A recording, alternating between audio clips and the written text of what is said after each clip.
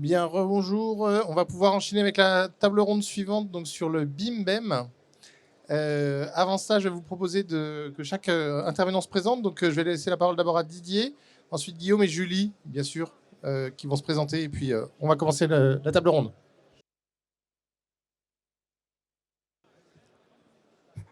Bonjour, Didier, président de la société Abim, créée en 2015. Et donc, dans cette société, c'est le BIM pour le bâti ancien et les monuments historiques.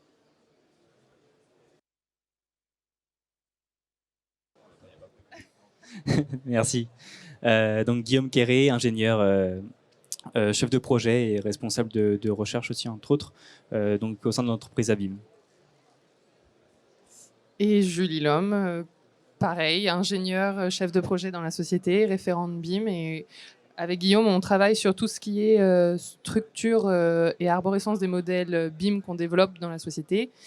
Et là, on va vous parler d'un sujet un petit peu particulier, du BIM sourcé et du BEM, donc BEM pour Building Energy Modeling, et donc de comment construire des modèles BIM de bâtis anciens pour ensuite mener des études énergétiques. Bien, ben merci pour cette présentation. Première question pour Julie, donc. Tu as gagné. Bim, bam. J'espère que je vais savoir répondre. Espérons. Donc, BEM, c'est pour l'énergie dans l'ancien. Pour répondre à quels enjeux d'abord? Dans l'ancien, mais pas uniquement. Building Energy Modeling, c'est vraiment, finalement, c'est les informations associées à l'énergétique. Mais ça ne change pas vraiment le processus BIM tel qu'on le connaît. Voilà, là, c'est plutôt comment, à partir du modèle de données qu'on construit, on arrive à des modèles très précis et très fiables pour mener ce type d'études énergétiques. Donc, quelles sont les informations qu'on doit intégrer en fait dans ces modèles? Nous, on travaille du coup sur des bâtiments anciens, sur différents types d'architecture, avec des technologies de construction très particulières, parce qu'elles sont très variées en fonction des époques, en fonction des régions, en fonction des architectes. Et donc, on doit construire des modèles très précis, très fiables, pour pouvoir y injecter de la donnée, des matériaux, des caractéristiques, des résistances thermiques, pour faire tout un tas d'études qu'on va vous présenter avec le PowerPoint. Je ne vais pas parler sur cette slide-là, du coup, je pense. Mais il y avait peut-être d'autres questions avant. Juste, quels enjeux? Pourquoi faire de l'énergétique dans l'ancien? Quels enjeux? Les enjeux, c'est avant toute chose les enjeux actuels, en fait. C'était pour introduire ma slide, c'est gentil. Non. Non, forcément, aujourd'hui le bâtiment, ça représente un gros impact énergétique, et donc on s'est un petit peu demandé comment est-ce que les modèles qu'on construit pourraient répondre à toutes ces questions. Et notamment le bâti ancien, parce que on a énormément de bâtiments existants, et aujourd'hui les réglementations environnementales se focalisent majoritairement sur les bâtiments neufs, alors que le bâti existant a aussi une grosse part à jouer.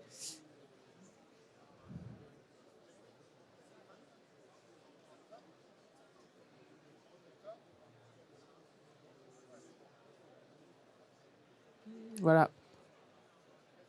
Bon, un petit diagramme que vous pouvez étudier et qui montre en fait toutes les émissions de gaz à effet de serre associées à ce secteur. Et donc, comment est-ce qu'on pourrait les quantifier au plus juste dans le bâti ancien pour les limiter au maximum aussi?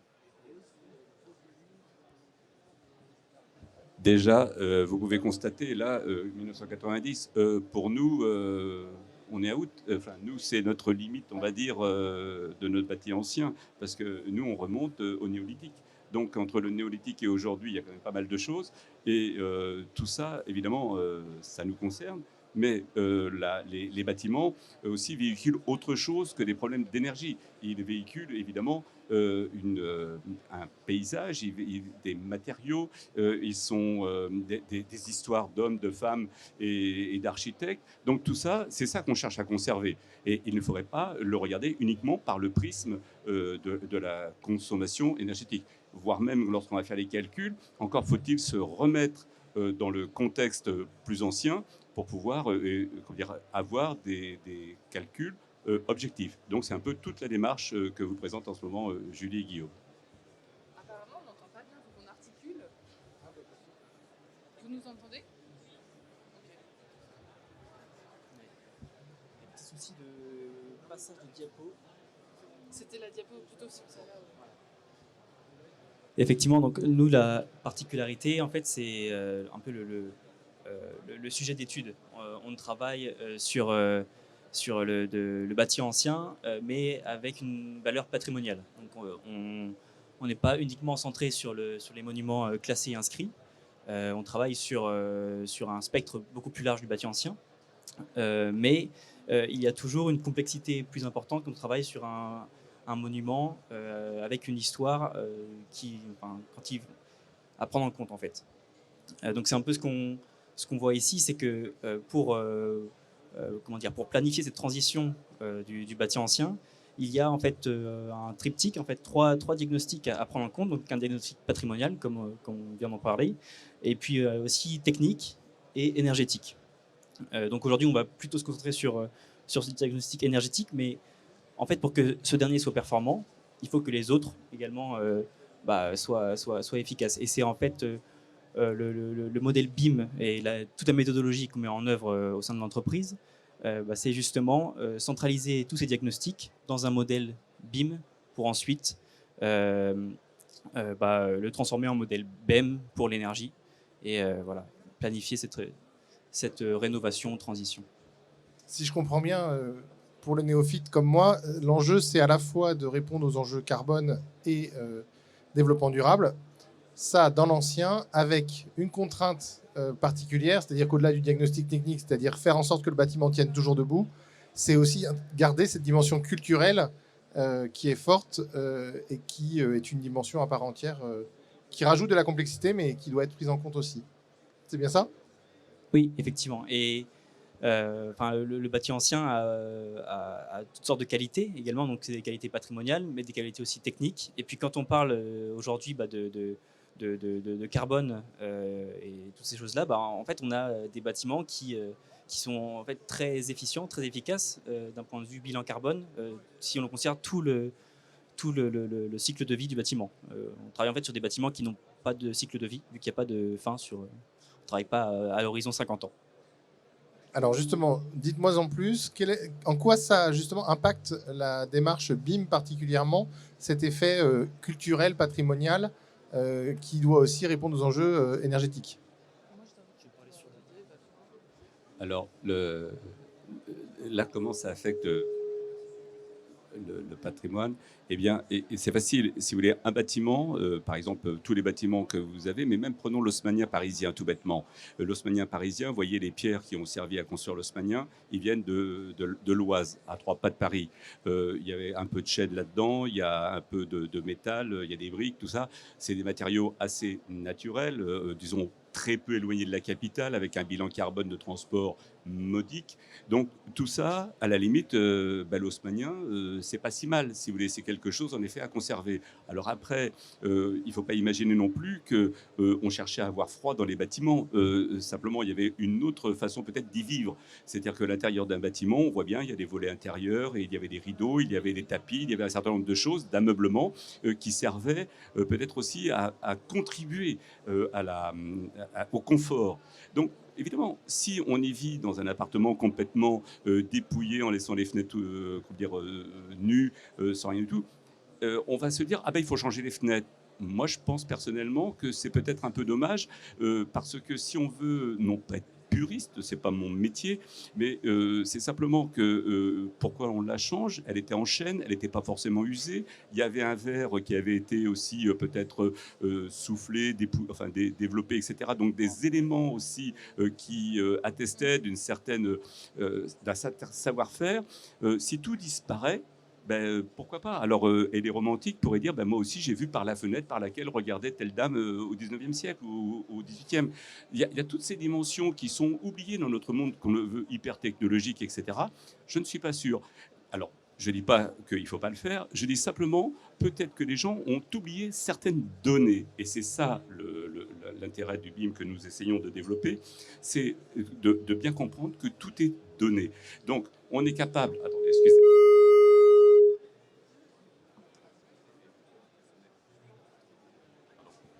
Excusez-moi. Donc, dans le BIM que nous développons, il faut avoir des données, et c'est ce qu'on disait dans l'image précédente, c'est qu'il y avait en effet des données culturelles, enfin historiques, qui étaient à prendre en compte avant de se dire on va changer une fenêtre parce que simplement on va atteindre un objectif débile des prochaines années à venir. Voilà, je ne suis pas sûr que ce soit la façon de procéder. Et ce n'est pas à moi de décider, encore une fois, mais c'est simplement de mettre à disposition des maîtres d'ouvrage, je dis bien des maîtres d'ouvrage, ces informations pour qu'avant qu'un maître d'œuvre prenne en main leur bâtiment, ils aient pu émettre, dire voilà, non, moi, je veux garder telle chose, tant pis, il y aura peut-être 10 € de plus de chauffage par an, mais au moins, j'aurais gardé ma fenêtre, j'aurais gardé cette qualité de verre, j'aurais gardé tel enduit, j'aurais gardé... Voilà, c'est tout ça qui est important.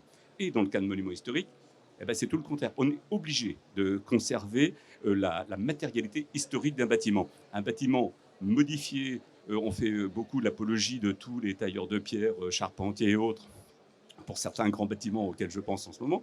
Eh bien, pour moi, c'est que du faux. Il y a un moment donné, que feront nos successeurs, nos archéologues, pour aller étudier des bâtiments contemporains de 2023 ? C'est pas parce qu'on sait faire comme les anciens que c'est de l'ancien. Donc, soyons prudents là-dessus, gardons l'authenticité des choses. Et du coup, c'est un peu le propre de la méthode ABIM et du processus qu'on essaye de mettre en place dans la société pour construire nos modèles. C'est vraiment d'avoir une vision la plus exhaustive possible de toutes les sources de données qu'on peut utiliser et pour pouvoir retranscrire de manière la plus fiable et la plus réaliste le bâtiment.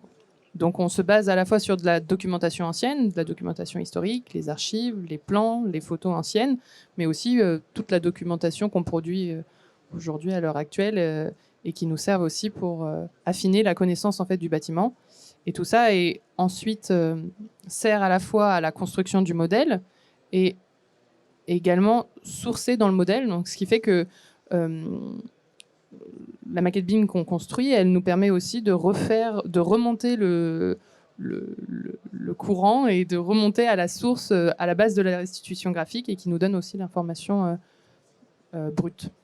Oui, car il ne faut pas oublier que dans les bâtis anciens tels que nous on les a, 50 ans c'est ridicule, ça n'existe pas, c'est même pas une échelle de temps pour nous. Donc nous c'est le siècle minimum, et quand je parle des néolithiques, c'est 3500 ans, donc on va très loin. On travaille en ce moment sur le théâtre antique d'Orange, c'est 2000 ans. Donc tout ça, c'est loin, mais n'empêche qu'ils sont encore là. Alors c'est quoi le cycle de vie de 50 ans? Tout ça, c'est n'importe quoi. Donc c'est pour ça qu'on a fait ces maquettes, et ces maquettes, en plus, on imagine bien que par contre, à 50 ans, il y a une passation, c'est-à-dire qu'entre moi et vous, eh bien, moi, j'étais peut-être conservateur d'un bidule, d'un château ou d'une église parce que je suis le maire d'une commune ou n'importe quoi. Eh ben, c'est vous demain matin. Vous n'allez pas recommencer à zéro. Donc, la maquette BIM, et moi, elle vous acculture très rapidement de l'objet que vous avez à conserver, et donc ça vous permettra d'y apporter votre impression, votre politique, si vous êtes un homme politique. Enfin, voilà, vous pourrez éventuellement transformer l'église en piscine si ça vous intéresse. Il y en a d'autres qui l'ont déjà transformée en écurie dans les siècles précédents. Donc, tout peut arriver, mais l'église est toujours là. Donc, après, c'est de l'humanité qui passe là-dedans, mais n'empêche qu'on parle bien de bâtiment, on ne parle pas soubresaut de la société. Si je comprends bien, vous avez un rôle d'historien, au-delà du rôle d'ingénieur, qui a vocation à garder en mémoire l'ensemble du bâtiment et tout au long de sa vie. vie qui justement n'a pas de fin, la particularité de ces bâtiments. Merci pour cette présentation. Et du coup, quelle particularité, quelle particularité dans ce contexte-là pour votre métier du BIM, puisque finalement c'est pas le même BIM que pour le neuf ou que pour... Si, exactement le même.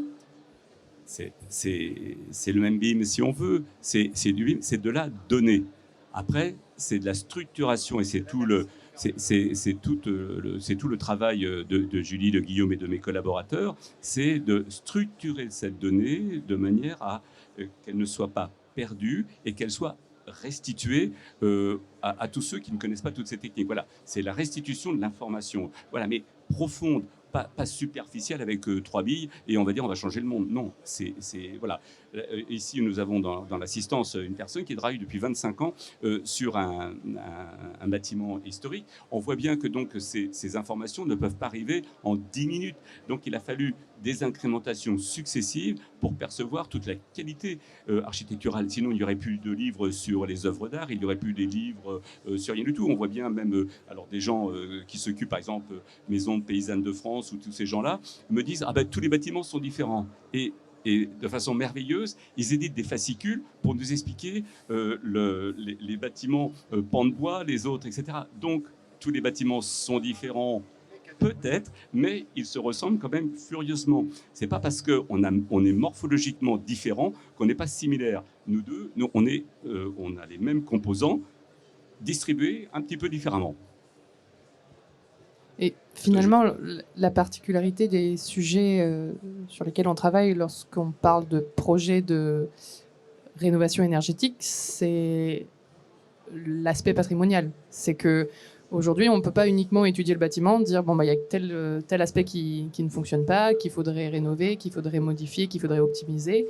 On peut augmenter la performance énergétique d'un bâtiment, mais au détriment de quoi ?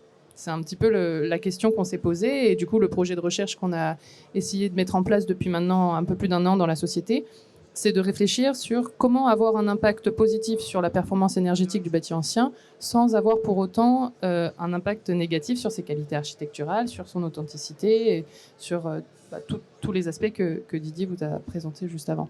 Et donc le BIM, forcément, ça nous permet quand même de centraliser toutes ces données-là et d'essayer d'avoir cette vision la plus exhaustive possible en ayant ces différentes approches environnementales, énergétiques et patrimoniales. Il faut qu'on avance, c'est ça ? Bon, changeons de slide. Donc ça, c'est un sujet, justement, c'est un très bon cas d'application, c'était la cité Frugès, parce que du coup, on a tendance à se dire, étant donné qu'on bosse sur des monuments historiques ou des bâtiments à forte valeur patrimoniale, ils sont un petit peu exempts de toutes ces réglementations énergétiques qu'on peut passer outre et faire autrement. Mais là, on a des monuments historiques qui sont habités. Et donc, les propriétaires, au-delà des normes et des réglementations énergétiques qu'il faut essayer de respecter, ils ont leurs propres exigences de confort, notamment. Et donc, ils vont chercher eux-mêmes à améliorer leur bâtiment juste pour améliorer leur confort, améliorer leur facture aussi. Et donc, la cité Frugès, c'était vraiment un très bon cas d'application pour montrer un petit peu l'utilité et l'intérêt du BIM qu'on développe chez nous. Peut-être qu'on peut tourner la slide. Voilà, on a intégré dans nos modèles, en fait, aussi toute une critique d'authenticité qui nous permet de mettre vraiment en lumière quels sont les éléments d'origine, quels sont les éléments qui ont été supprimés, qui ont été ajoutés. Et du coup, ça nous permet d'avoir une vision plus claire de ce sur quoi on peut avoir un impact positif sans dénaturer les éléments authentiques. Typiquement, une fenêtre qui a déjà été remplacée avant le classement, on peut plus facilement avoir un impact dessus, sans dénaturer le patrimoine. Nos modèles, ils intègrent également tout ce qui fait référence au réseau, parce que forcément, c'est un gros impact. Ça, c'est Et sur le volet énergétique, ensuite, une fois qu'on a construit ce type de modèle, on peut le faire parler. On a décomposé en fait toute la structure du bâtiment en couches constitutives et on peut du coup calculer par exemple là c'est des résistances thermiques en fonction des parois. Donc la résistance thermique de l'enveloppe. On s'est aussi intéressé à tous les systèmes de chauffage. Donc là, on a une vue du dessus d'un appartement de la cité Frugès avec les anciens systèmes de chauffage donc, qui fonctionnaient avec une cheminée et un fourneau situés au centre des pièces et donc qui diffusaient la chaleur à partir du centre de la pièce. Et donc notre modèle, on l'a après instancié, on a rajouté une phase qui montre les dispositions actuelles. Donc en fait, les habitants, au fur et à mesure, ils arrêtent d'utiliser ces fourneaux qui sont compliqués à mettre à utiliser au quotidien et ils mettent en place des radiateurs en allège. Et on voit que du coup, plutôt que de chauffer de l'intérieur vers l'extérieur, on chauffe directement l'extérieur. Donc ce type de modèle, ça nous permet aussi de sensibiliser, d'expliquer bon, voilà, le bâtiment il a été construit d'une certaine manière, avec une certaine technologie, une intelligence architecturale. Et c'est ça aussi qu'on cherche à intégrer dans nos modèles BIM et à faire et à transmettre en fait. C'est aussi pour démontrer qu'il n'y a pas une solution de rénovation pour le tout. Vous pouvez habiller, vous pouvez faire plein de trucs, mais c'est aussi la façon d'habiter. Hein, voilà, ça c'est très important. Finalement, vous êtes dans un rôle d'aide à la décision, puisque vous éclairez avec toutes les données disponibles de différentes natures, et ensuite au maître d'ouvrage de prendre ces décisions, d'avoir un choix et de trouver le meilleur compromis entre tous les paramètres.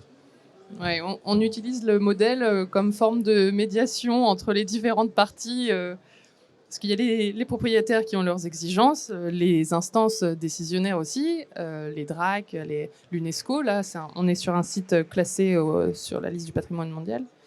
Donc voilà, il faut réussir à trouver en fait le compromis qui nous permette d'arriver à améliorer la performance sans dénaturer l'aspect patrimonial. Et donc, tout en gardant le côté technique, c'est-à-dire le fait que le patrimoine soit quand même en bon état pour continuer à perdurer. Donc on revient finalement au trigramme de tout à l'heure, patrimonial, énergétique et technique. D'autres, peut-être pour conclure, parce qu'on doit ensuite enchaîner, quelle idée on doit garder en tête pour ce volet très spécifique aux bâtiments anciens en 2 mots? Attends Guillaume, t'as pas beaucoup parlé. Bah, rapidement, en fait, c'est ce qu'on a essayé donc ça fait partie, en fait, c'est un peu la synthèse d'un des derniers travaux de recherche qu'on a menés. Donc c'est en fait, on retrouve justement ce triptyque entre l'approche environnementale, patrimoniale et technique. Et l'idée, c'est pour chaque rénovation, essayer de quantifier quand c'est possible, ou alors de qualifier chaque secteur de notre disque ici. Et pour ce faire, en fait, notre modèle BIM, donc c'est un outil très puissant et qui peut après aller dans des raffinements assez détaillés. Donc on n'a pas eu le temps de tout aborder aujourd'hui, mais on peut vraiment aller dans des niveaux de détail et de précision très importants jusqu'au modèle BEM justement. Donc voilà, c'est ce qu'on retrouve en fait au centre de notre diagramme ici. Donc c'est le modèle BIM qui voilà, multifacette, multicasquette. Donc c'est effectivement ce que je disais, ce rôle d'aide à la décision sur ce triptyque. Effectivement, on n'a pas eu le temps de tout présenter, mais du coup, j'invite tous ceux qui sont intéressés à venir vous voir sur votre stand qui est juste à côté, derrière, là, à BIM. Et vous aurez, je pense, le plaisir de leur présenter en grand détail tous ces éléments. Merci à vous pour cette présentation et puis je vous souhaite une excellente après-midi. Merci.